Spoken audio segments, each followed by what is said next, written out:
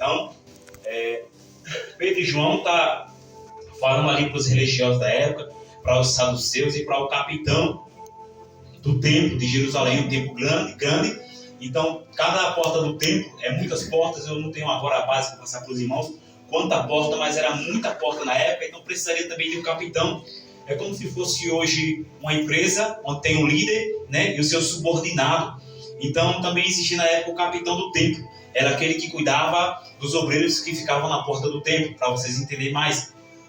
Essa palavra Pedro está falando também, né, para os religiosos da época, para os judeus políticos, né, porque naquela época também, irmãos, envolvia-se a tradição judaica, né, da fé dos judeus, junto com a política. E também Pedro e João estão falando para os sacerdotes da época. Mas para nós entender porque Pedro está dizendo, julgais a vós, se é melhor eu obedecer a vocês ou a Deus, Pedro está dizendo isso, e para nós entendermos um pouco do que Pedro está querendo dizer, nós precisamos voltar um capítulo, no capítulo 3, onde Pedro e João, ali, a hora nona, eles iam para o templo orar, eles iam buscar o Senhor. E quando de repente na porta do templo, desse templo onde tinha um capitão com os seus subordinados, eles iam orar, iam falar com Deus. E quando eles chegam na porta do templo, a Bíblia vai dizer que ali tinha um homem, né, coxo, de nascença. E todos os dias ele era colocado ali na porta do templo para mendigar, para pedir esmola. Então quando Pedro e João vão entrando no templo, a Bíblia diz no capítulo 3 que esse homem pede uma esmola. E quando ele pede uma esmola, Pedro e João olham para eles. E ao olhar para eles, aquele homem, aquele coxo, ele espera receber algo da mão de Pedro e de João. E Pedro, fitando os olhos nele, naquele coxo, ele diz, eu não tenho ouro, eu não tenho prata, mas o que eu tenho, eu te dou. Olhando pelo lado do cego, ele estava carente de uma moeda, carente de uma ajuda, algo que traria o seu alívio momentâneo, porque a riqueza, né, um bom convênio, as coisas aqui nos traz um alívio momentâneo. Só que o que Pedro, naquela tarde, porque a hora nona era 3 da tarde, o que Pedro, naquela tarde, liberou para a vida daquele coxo, não foi uma bênção, não foi algo momentâneo, algo que poderia lhe tirar da pobreza, algo que poderia lhe tirar da escassez. Pedro naquele momento não deu um pão para aquele homem que estava coxo. Pedro não deu ali algo material. Pedro, quando olha para ele esperando receber uma esmola, Pedro levanta a sua voz e diz, olha, em nome de Jesus Cristo Nazareno, eu te ordeno, levanta e anda. E o texto diz que Pedro, ele pegou na mão do coxo, e o coxo conseguiu se levantar e se colocou de pé. E ao se colocar de pé, a Bíblia diz que com Pedro e João, ele entrou no templo, glorificando e louvando o nome do Senhor. Glória a Deus. Isso eu estou te explicando, irmãos, para a gente chegar no momento em que Pedro, ele precisou responder isso para esse povo. Quando Pedro e João, eles são usados por Deus,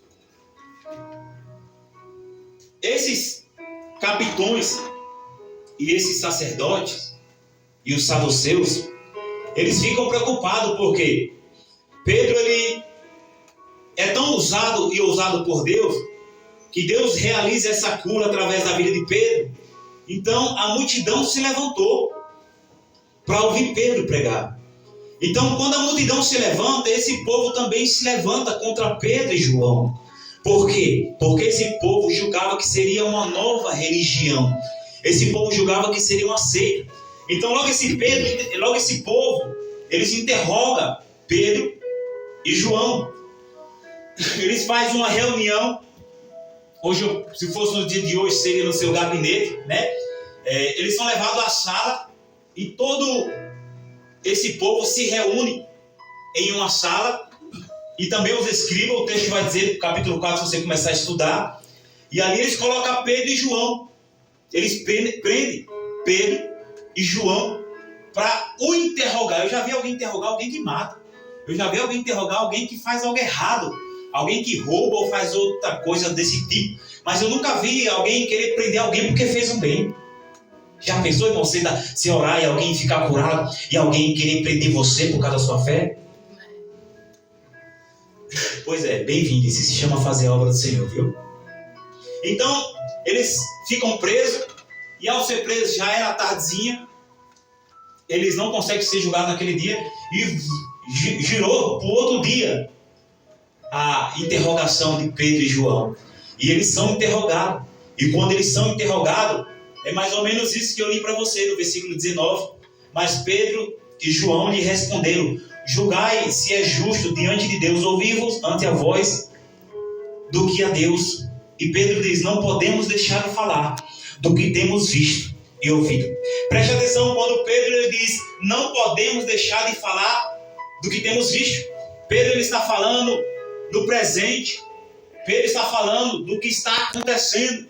Pedro está falando de algo que é momento. Lógico que Pedro está se tratando da situação e também Pedro está se tratando de Jesus, dos feitos de Jesus, da obra de Jesus, daquele Jesus que chamou ele, que ele se apaixonou na beira do mar. E quando Jesus preparou aquela multidão de peixe, ele se ajoelha, oh aleluia, ele se afasta de mim, porque sou homem pecador. Pedro está contando essa história ali para esses homens. Se é justo obedecer a eles. O que Pedro está querendo dizer junto com João? Pedro está querendo dizer que não é justo vocês tentar calar a minha fé. Pedro e João estão dizendo: veja se é justo eu parar de pregar porque vocês estão querendo. Pedro está dizendo: veja se é justo, julgue, que mal fiz a esse homem, pois ele está aqui. A Bíblia diz que ele tinha a idade um pouco mais de 40 anos. Aquele homem que a sociedade conhecia a sua história. Aquele homem que muitas das vezes, e vários dias, estava na beira do templo, pedindo esmola, pedindo ajuda. Então Pedro está dizendo ali: eu não posso deixar de falar do que eu tenho visto e do que eu tenho ouvido. Peraí, Pedro está contando sobre Jesus? Sim. Pedro está contando que ele viu Jesus, que ele viu Jesus operar, que ele viu Jesus trabalhar na terra pelo bem da humanidade. Pedro está dizendo: eu não posso me calar, eu não posso deixar de falar daquilo que Deus colocou na minha vida, eu não posso deixar de falar daquilo que eu tenho ouvido. Eu não sei se você já passou por uma situação como eu já passei. A gente olha para o homem e para a mulher caído em seus pecados, indeleito, nas suas paixões carnais, perdido, cego, nu, miserável, pobre, como diz o livro de Apocalipse. A gente olha para a pessoa e diz assim: eu não vou pregar para ela porque ela já sabe da palavra, eu não vou falar para ele porque é um caso perdido. Eu não sei se você já olhou para alguém assim. Eu não vou falar para fulana, ela é fuxiqueira, ela é desorientada, ela arruma confusão fácil, eu não vou pregar para ele, eu não vou pregar para ele. Eu não sei se vocês já passaram por isso, eu já passei. A minha vontade é não pregar para alguém, mas Deus está dizendo nessa noite que se ele é perdido, você foi achado para pregar para ele. Que se ele caiu, você está de pé para pregar para ela. Nessa noite Deus está dizendo através da sua palavra: você não pode deixar de falar do que você tem visto e do que você tem ouvido, porque Deus te chamou nessa noite, assim como Pedro estava pregando ali, dizendo para aqueles homens: olha, ele veio aqui pregar a sua palavra e vocês foram os edificadores que rejeitaram a pedra principal. Pedro estava falando de Jesus: olha, vocês sacerdotes, vocês anciões, vocês saduceus, religiosos da época, vocês que deveriam ser os edificadores e edificar a pedra que era Jesus Cristo. Mas eu não me envergonho do evangelho, como diz Paulo. Pedro está dizendo: ainda que vocês me coloquem na prisão, eu continuarei pregando essa palavra. Sabe por que Deus está dizendo no meu coração nessa noite? Tem pessoas que estão parando o seu chamado, tem pessoas que têm deixado a força das trevas, o inimigo se levantar para destruir e até aprisionar. Mas Deus está dizendo nessa noite: abre a tua boca, Pedro, abre a tua boca, João, e não se envergonha do meu evangelho. Porque olhando para essa palavra, irmão, com a experiência que eu tenho, que eu já vivi, quantas coisas já não me parou, quantas vezes eu caí e eu parei de pregar. Está aqui minha esposa, minha família, meu irmão Daniel, que sabe quantas vezes eu me afastei do evangelho, sabendo o que eu tinha visto, sabendo o que eu ouvi, e por um momento algo me prendeu. Não foi o saduceu, não foi o capitão da guarda do templo, não foi os religiosos da época. Eu pergunto para você nessa noite: o que é que está te prendendo a pregar a palavra? O que está te afastando do trono de Deus? O que faz você ficar pequeno diante de alguém que precisa ouvir uma palavra? Porque esse é o propósito de Satanás: é fazer você ficar pequeno, é fazer você pecar, é lançar uma palavra pela manhã no teu coração, para o teu dia ficar triste, angustiado. Mas Deus está dizendo nessa noite: a prisão não pode parar o meu povo, a prisão não pode fazer você desistir, a fornalha pode estar aquecida, mas tu não vai parar de pregar, tu não vai negar o meu nome, porque eu não posso parar de falar do que tenho visto e do que tenho ouvido. Tem adorador nessa noite na casa? Se tem adorador, me dê um sinal para eu falar da glória dele. Aleluia! Eu sinto a glória de Deus nesse lugar, irmão. O que tem de parar? Não, pastor, eu parei porque eu não gostei de uma palavra. Não, pastor, eu parei porque falaram mal de mim na igreja. Eu parei porque o capitão se levantou. Não, irmão, não importa quem se levantou contra a tua vida nessa noite. Há um Deus nesse lugar, levante a mão de profeta. Há um Deus que quer te restaurar nessa noite e avivar a tua fé. Você vai parar, irmãos.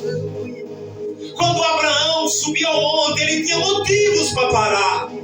Porque era o seu filho, o filho da velhice, o filho da promessa. É Deus dizendo para Abraão: me dá o que tu tem de melhor, que lá na frente eu vou te fazer de ti uma grande nação. Abraão olha para o filho da promessa, e por um momento a Bíblia diz que ele quase sacrificava seu filho. Só não sacrificou porque o anjo bradou: Abraão, não faça isso. O que Deus está falando no meu coração, tem dias que Deus vai tocar no que tu gosta, mas tu não vai parar de adorar. Aleluia. Tem dias que Deus vai pedir o sacrifício para que lá na frente tu entenda que a porta que Deus tem para a tua vida é muito maior do que pensaram, do que debocharam da tua vida. Fica firme, Abraão. Glória a Deus. Está pensando que vai ficar assim? O teu Deus está dizendo: não cala a tua voz nessa geração. Aleluia. Eu posso ouvir um glória a Deus? Glória a Deus. Aleluia. Deixa eu baixar o fundo musical aqui, só as irmãs. Quem pode dar um glória a Deus? Glória a Deus. As irmãs estão pra cá. Quem quer ver os varão? Só os varão. Glória a Deus. É um macho aí forte. A minha pergunta, irmão: o que tem travado a obra de Deus na tua vida? Porque esses homens foram presos, porque fizeram bem, porque trouxeram a cor na vida do coelho. Esses homens foram interrogados, e a Bíblia diz que é Pedro, cheio do Espírito Santo. Sabe por que você não consegue vencer e pregar a palavra cheio de autoridade? É porque o Espírito Santo está na tua vida, cara. É porque você não, pastor, mas está na minha vida, está, mas você não está cheio. O Espírito Santo está adormecido dentro de crente aqui nessa noite, mas ele está aqui nessa noite. Jesus está aqui nessa noite para te colocar de pé e trazer-te vida em ti. Glória a Deus. Aleluia. Pedro está dizendo: eu não posso parar de falar. Glória, glória. Mas diferente de Pedro, nós temos parado de falar. Fala a verdade, irmão. Se o prazer de Satanás, os irmãos que são mais espirituais sabem muito bem disso, que o prazer do diabo é colocar um cala-boca em você. Fala a verdade, você que faz a obra. Quantas vezes o diabo não levantou contra a tua vida para colar um cala-boca, rapaz?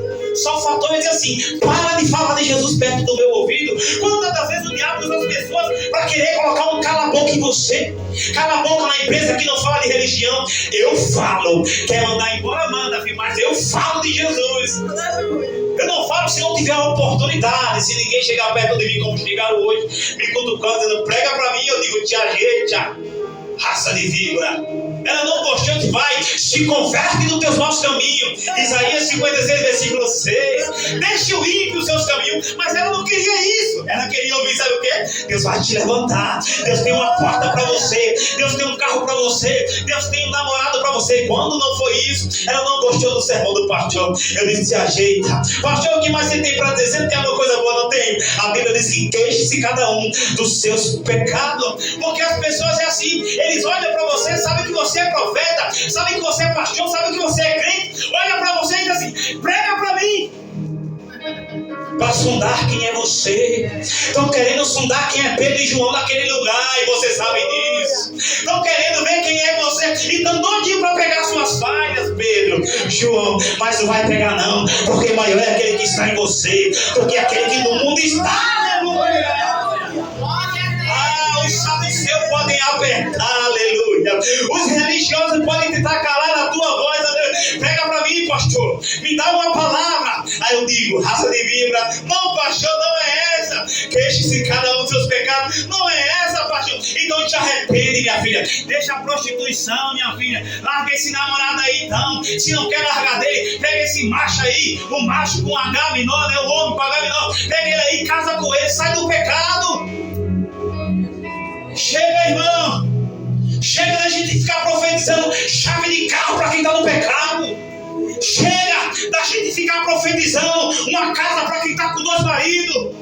Chega. Ele está levantando Pedro e João nessa noite, cheio do Espírito Santo, para falar a verdade na cara do patrão e dizer: se tu morrer assim, cara, tu vai para o inferno. Não é eu que digo, não é o meu desejo. Até Deus não tem prazer na perca do ímpio, mas Ele quer que todos se salvem. As pessoas chegam para Pedro e para João para querer sondar ele. Olha, aí eu perguntei, o que? Olha, irmão, que pergunta boba para ela, para mim de sabedoria. Eu falei, o que você quer que eu pregue para você, minha filha? É uma jovem que trabalha lá na portaria também. Eu falei, o que você quer que eu pregue para você? Porque os profetas de hoje em dia estão assim, o que você quer que eu fale o quê, pastor, na igreja hoje? Eu falo, fala de pecado. Fala que o povo precisa se consertar. Porque o céu não é lugar de perfeito, mas o céu é lugar de gente arrependida. Ô, glória! Você quer que eu fale o quê para você? Não, revela alguma coisa aí para minha vida. Olha. Ah, meu irmão. O que você quer que eu pregue para você? Ela falou, revela aí alguma coisa. Pois bem, a Bíblia diz, queixe-se cada um dos seus pecados. Revela alguma coisa para mim. A Bíblia diz que o homem maligno, o homem ímpio, deixa as obras das trevas e se converta ao Senhor. Não, o que você vai pregar para mim? Raça de vibra, quem vos ensinou a fugir do julgamento que está logo ali na frente? Porque é isso que João está dizendo. Raça de vibra, povo sem Deus. Quem te ensinou? Quem está lhe orientando a fugir do julgamento que vai vir por bom e por ruim? Não, eu quero que você revele assim, filha. Eu já estou revelando. Aleluia. Você tem uma revelação do que é essa? Glória. João e Pedro não perderam a essência da palavra. João e Pedro não pregam para agradar o pastor, glória. João e Pedro não pregam para agradar o obreiro. João e Pedro não pregam para agradar marido. João e Pedro, cheio do Espírito Santo, anda na direção do Espírito. E quando ele prega, quem ordena é o Espírito Santo. Tem um ditado, uma frase de um homem famoso, me faz a memória, que ele disse: ou você põe fogo no seu sermão, ou você põe seu sermão no fogo. Pregadores, a palavra nessa noite que estão aqui, obreiros, o sermão de vocês tem fogo para incendiar essa nação, ou vocês vão pegar o sermão de vocês e vão colocar no fogo, porque não presta. Qual é o sermão que presta, pastor? Aquele que confronta, porque isso é evangelho. Qual é o sermão que presta, pastor? Aquele que fala a verdade. Chega, irmão, no tempo da gente, porque fulano dá 500, 600 na igreja, a gente tem que passar a mãozinha na cabeça dela. Não. E qual é o sermão, pastor, que eu tenho que colocar no fogo? Esse que só faz as pessoas pular. E não transforma nada. Eu conversando com uma irmã lá no centro, eu disse: e aí, irmã, qual é a sua igreja? A minha igreja é... Quase que ela falava: a minha igreja é ultra, extra, mega, supipa, da pipa pentecostal. Você assim, a sua igreja é aquela que anda com a cabeça para baixo e os pés para cima, não é isso? E o testemunho, Pedro? E o testemunho, João? Está na onde? Pregue a verdade, irmãos.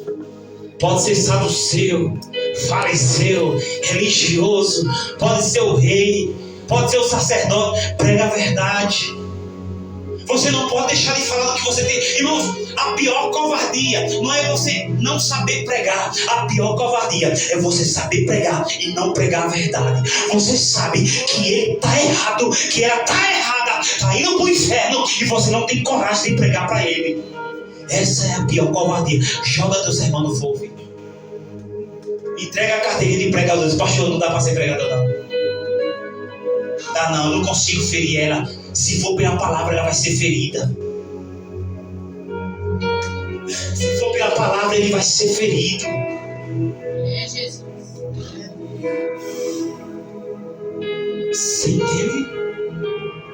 O que tem tentado parar a sua voz?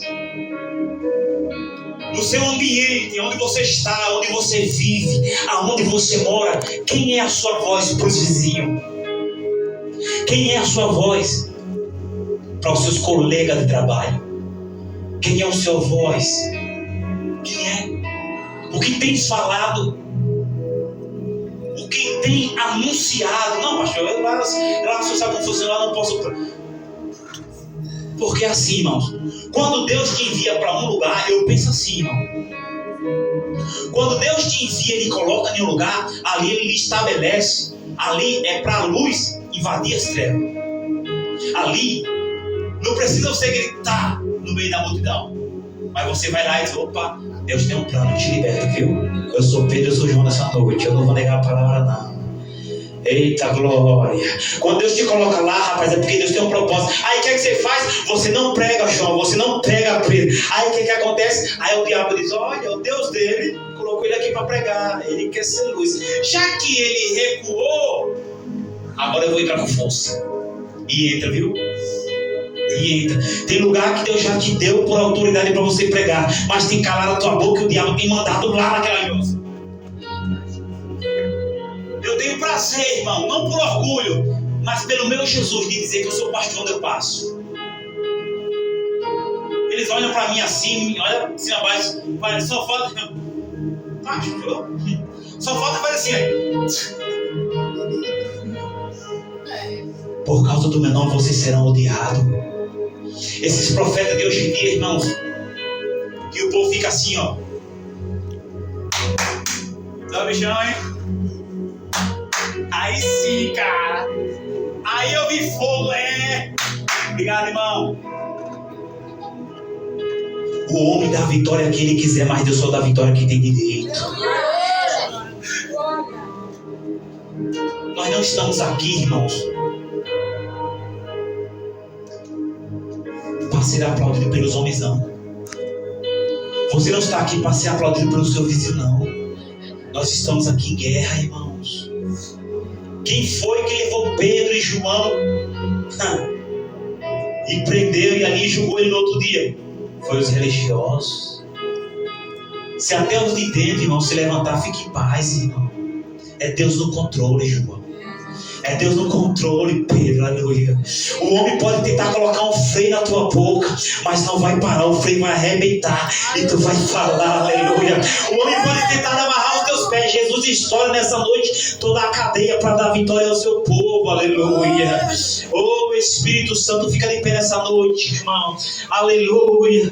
Fica de pé para adorar e me ajuda aí, porteiro, em nome de Jesus Cristo. Cadê os adoradores dessa noite?